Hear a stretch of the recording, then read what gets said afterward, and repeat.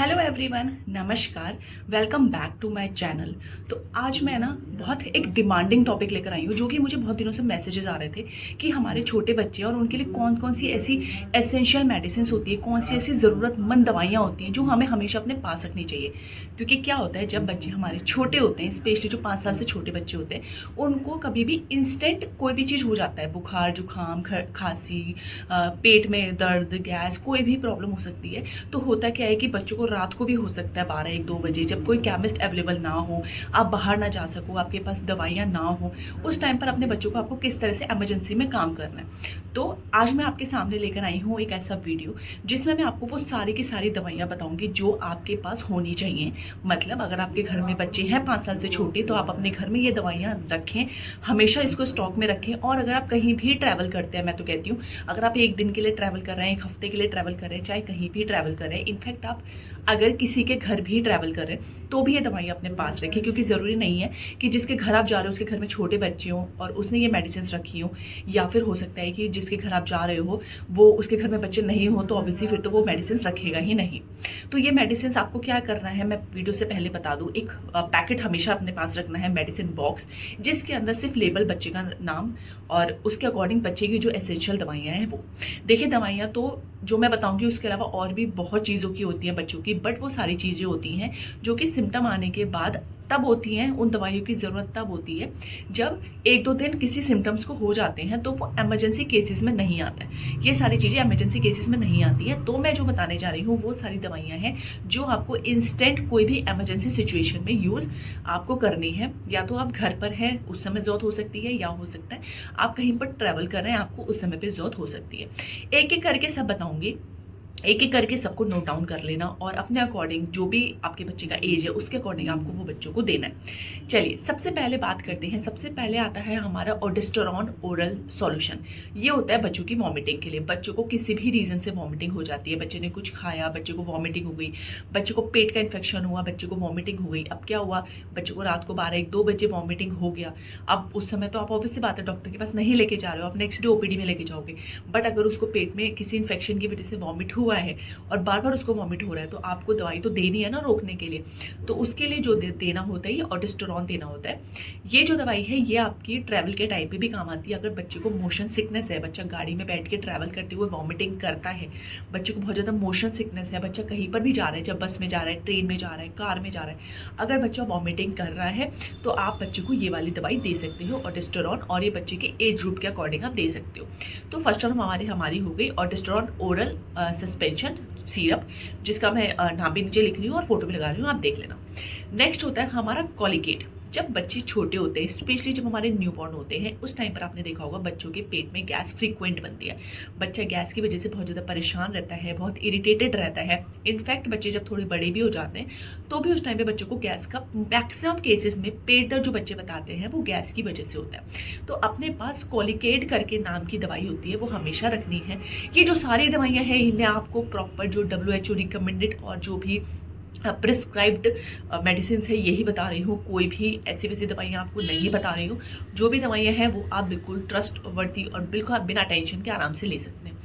कोलिगेट आप बच्चों को दे दोगे, क्योंकि जब बच्चे को गैस का प्रॉब्लम होता है, या आप बच्चे को न्यूबॉर्न से दे सकते हो, इसमें कोई भी प्रॉब्लम नहीं है। जब बच्चे को बहुत ज़्यादा गैस होने लगी है, बच्चा बहुत ज़्यादा हार्ड पॉटी कर रहा है, बच्चा पॉटी नहीं कर रहा है, बच्चा इरिटेट हो रहा है, बच्चा क्रैंकी हो रहा है, आपको पता है कि बच्चे का पेट टाइट हो रहा है, उसको गैस का प्रॉब्लम है, तो कोलिगेट की ड्रॉप्स दे दो। With in half an hour 30 minutes बच्चे का जो गैस है वो रिलीव हो जाएगा और बच्चा बहुत शांत हो जाएगा और क्रैंकी भी नहीं होगा, बहुत ईजिली अपना स्टेबल हो जाता है। आप ये छोटे बच्चों में ड्रॉप्स आती हैं। अगर बच्चा 3-4 साल का है तो इसका सिरप भी आता है कोलिगेट का, तो आप बच्चे को सिरप भी दे सकते हो, तो कोई प्रॉब्लम नहीं है। कोलिगेट बहुत सेफ और गैस के लिए बहुत ही अच्छी दवाई है। ट्रैवल में भी यूज़ करना है, क्योंकि हो सकता है बच्चे को ट्रैवल के टाइम पे गैस हो जाए, जहाँ आप जा रहे हो बच्चे को वहाँ पर गैस हो जाए। तो ये होता है कि ये आपको within 30 to 45 minutes relief दे देती है। नेक्स्ट होता है कैल्पॉल। देखो, बुखार एक ऐसी चीज़ है जो बच्चे को इंस्टेंट कभी भी हो जाती है। कभी कभी तो बच्चा आराम से खेल रहा है, खा रहा है, पी रहा है, 15-20 मिनट बाद देखा बच्चे का टेम्परेचर हाई है, बच्चे को फीवर हो गया। अब हो सकता है कि वो दिन के टाइम पर हो, आप अकेले हो, नहीं जा सकते, रात के टाइम पर हो, आप बाहर नहीं जा सकते, केमिस्ट नहीं हो आपकी लोकेलिटी में जहाँ से आप जाके दवाइयाँ फटाफट से ले लो, तो कैलपॉल लेना है आपको। कैलपॉल हमेशा अपने पास रखना है। बच्चे को फीवर होता है इंस्टेंट, आप बच्चे को कैलपॉल दे दो सो दैट बच्चा जो हमारा उस समय उसका फीवर डाउन हो जाए और नेक्स्ट मॉर्निंग तक जब तक ओपीडी ओपन होती है तो आप जाके दिखा सको कि भाई मेरे बच्चे को फीवर क्यों हुआ था, उसका रीज़न आप देख सको। देखो एमरजेंसी दवाइयाँ होती है जब इंस्टेंट कोई भी प्रॉब्लम आता है उसको सॉल्यूशन देने के लिए, जिससे कि आपको इतना टाइम मिल जाए कि अगर बच्चे को कोई जेन्युइन कोई प्रॉब्लम आ रही है तो तब तक वो बच्चा स्टेबल हो सके और आराम से चीज़ें मैनेज हो सकें। तो कैलपॉल आपको रखना है। ये ट्रैवल के टाइम पे भी आपकी बहुत ज़्यादा इंपॉर्टेंट है कि हो सकता है बच्चे को ट्रैवल के टाइम पर फीवर हो जाए या आप जहाँ जा रहे हो बच्चे को वहाँ पर फीवर हो जाए, तो कैलपॉल मेडिसिन आपको बच्चे को देनी है। नेक्स्ट होता है विटामिन डी ड्रॉप्स। ये स्पेशली हमारे 1 साल से छोटे बच्चों के लिए है। जब बच्चा हमारा न्यूबॉर्न होता है, जब बच्चा पैदा होता है, तो जो बच्चे माँ का दूध पीते हैं उनको सब कुछ मिल जाता है बट विटामिन डी नहीं मिलता है, क्योंकि माँ के दूध में विटामिन डी बहुत कम होता है और वो बच्चों के लिए सफिशिएंट नहीं है। क्योंकि बच्चों का जो है बोन ग्रोथ होना है, बच्चों का ओवरऑल ग्रोथ होना है, सारी चीज़ों का ग्रो होना होता है, तो विटामिन डी थोड़ा कम होता है माँ के दूध में। तो बच्चे माँ का दूध पीते हैं, उनको बचपन से पैदा होते ही विटामिन डी के ड्रॉप्स देने हैं। कब तक? 1 साल तक। जब तक बच्चा 1 ईयर का होता है तब तक आप बच्चे को विटामिन डी के ड्रॉप्स आपको देने हैं। ठीक, उसके बाद बच्चा सॉलिड्स खाने लग जाता है, बाहर खेलने लग जाता है और सब चीज़ें उसकी मैनेज हो जाती है, तो बहुत इजीली बच्चे को विटामिन डी मिल जाता है। बट पैदा होने से लेके बच्चे को 1 साल तक विटामिन डी की ड्रॉप्स आपको देनी है।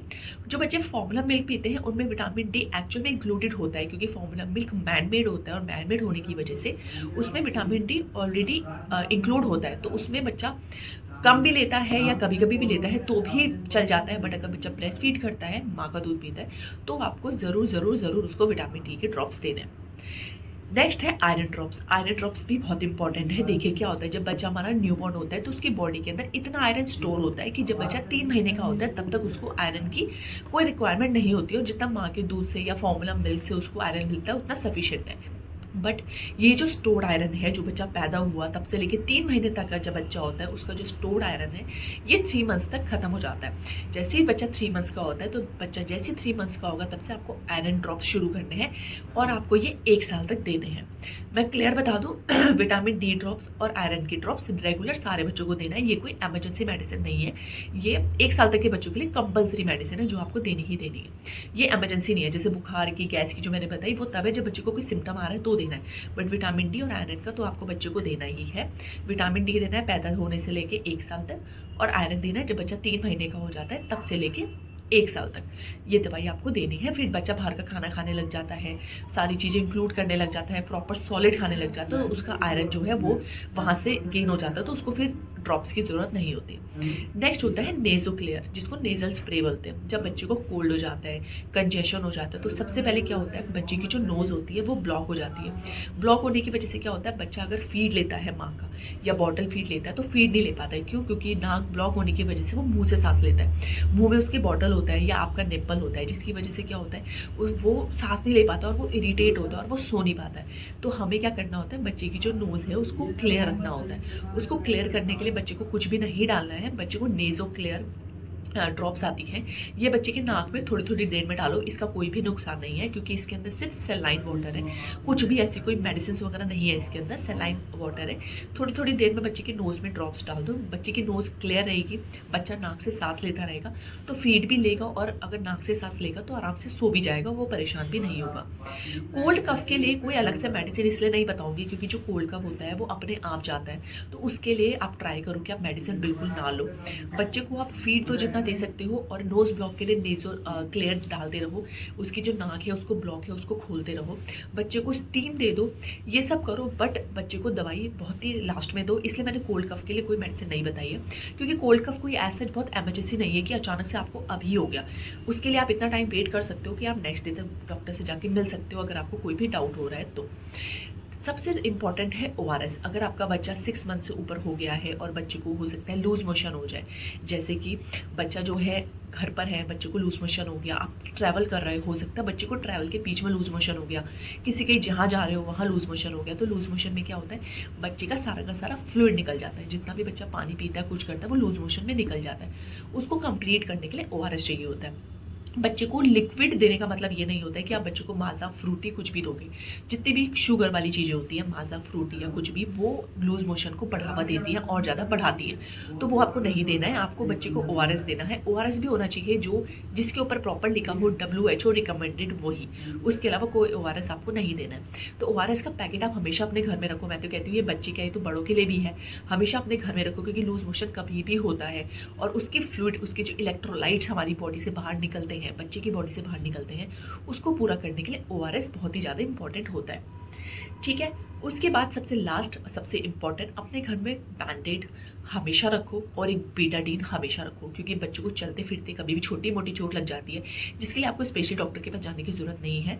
तो उसके लिए एक तो बैंडेड आपके पास होना चाहिए जो आप लगा सको, और एक बीटाडीन। बीटाडीन बहुत ही ज़्यादा अच्छी चीज़ है। अगर बच्चे को कहीं पर कट लग गया है, खून निकल रहा है, उसको क्लीन करके वहाँ पर बीटाडीन, कॉटन से बीटाडीन लगा के बहुत ही जल्दी बच्चों को रिलीफ मिलता है और जो बच्चा है वो भी बहुत इजीली मैनेज हो जाता है, कोई प्रॉब्लम नहीं होती। तो बीटाडीन भी आपको रखना है। इस वीडियो में मैंने आपको वो सारी ज़रूरी दवाइयाँ बताई हैं जो आपके बच्चे छोटे हैं, 5 साल से छोटे हैं, तो उनको आपको देनी है जब भी, मतलब अपने पास हमेशा रखनी है एक बैग में।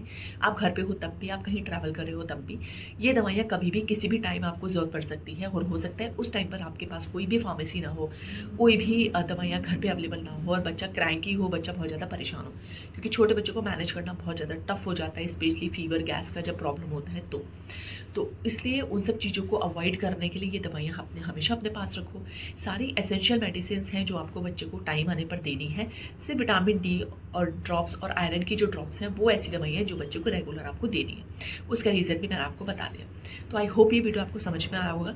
इस चीज़ को बिल्कुल नोट डाउन कर लो, आज ही जाके फार्मेसी से सारी की सारी मेडिसिन खरीद लो, एक बॉक्स बना लो और हमेशा अपने बच्चे के पास रखो। और एक चीज़ वीडियो के एंड में इंपॉर्टेंट मैं बोलूँगी, हर time to time, per week, हर 10 दिन में हर दवाई का एक्सपायरी हमेशा चेक करना।